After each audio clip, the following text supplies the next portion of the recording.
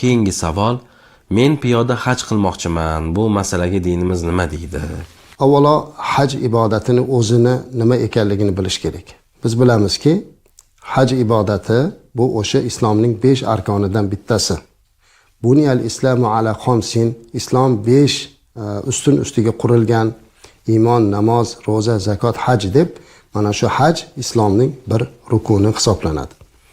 Endi hamma ibodatlar uchun shariat tomonidan ma'lum talablar qo'yiladi, shartlar qo'yiladi. Hammaga ham haj qilishlik farz bo'lmadi.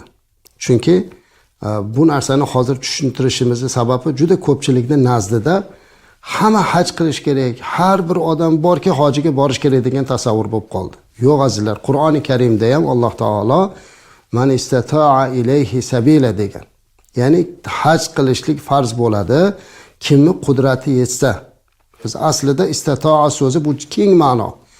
U nafaqatgina qodir, masalan, iqtisodiy qodir bo'lsa, jismoniy qodir bo'lsa, yo'li ochiq bo'lsa, navbati kelsa, hamma sharoitlari bo'lib turgan odamga farz. Lekin aytaylik, sog'ligi yaxshi emas, mablag'i yo'q, navbati kelmayapti, bu odamga haj farz emas. Agar bu odam haj amalini bajarmasa gunohkor bo'lmaydi. Haj amalini bajarishlikdan maqsad Allohning buyrug'ini qilib gunohdan qutulish. Shuning uchun Alloh uchun qilinadigan amalda agar Alloh buni qodir qilmagan bo'lsa, qiyomatda sen nega haj qilmading deb savol javob qilmaydi. Juda ko'pchilikning nazdida hamma qilish kerak deb o'ylayapti. Yo'q azizlar, bu faqatgina qodir bo'lgan odam haj qiladi.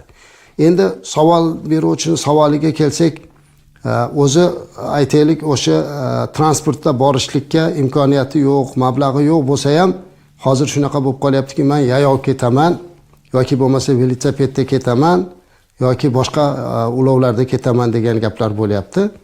Bizni Hanafiy mazhabimiz ulamolari, xususan Imom Azam rahmatullohi alayhi, yayov piyoda hajga borishlikni makruh deganlar. Nima uchun bunday desa, odam piyoda yurganda toliqadi, charchaydi va asabi buziladi, natijada ibodatdan malollanadi. Hatto payg'ambarimiz alayhisolatu vasallam o'zlari o'sha safarga, umraga chiqqanlarida bir odamni piyoda charchab ketayotganini ko'rib, bu nima holat deganda, bu odam mana shunday piyoda ketishlikda nazr qilgan ekan deganlarda, nazrdan qaytsin deganlar. Bunaqa qilib Alloh taoloning huzuriga borilmaydi, markabga minsin, ya'ni ulovga minsin deb tanbeh bergan ma'nodagi hadislari bor. Shuning uchun ulamolar aytadiki, odam o'zini mashaqqatga qo'ymaslik kerak. Dinimiz azizlar mashaqqat ustiga qurilmagan. Dinda mashaqqat yo'q. Hech bir mashaqqat yo'q. Agar qodir bo'lmasa bormasin. Lekin hozir piyoda borsa, aytaylik yoki velosipedda borsa, to'g'risi yo'llarda tilamchilik qilyapti, yo'llarda odamlardan pul so'rayapti. Bu narsalar aslo durust bo'lmaydi.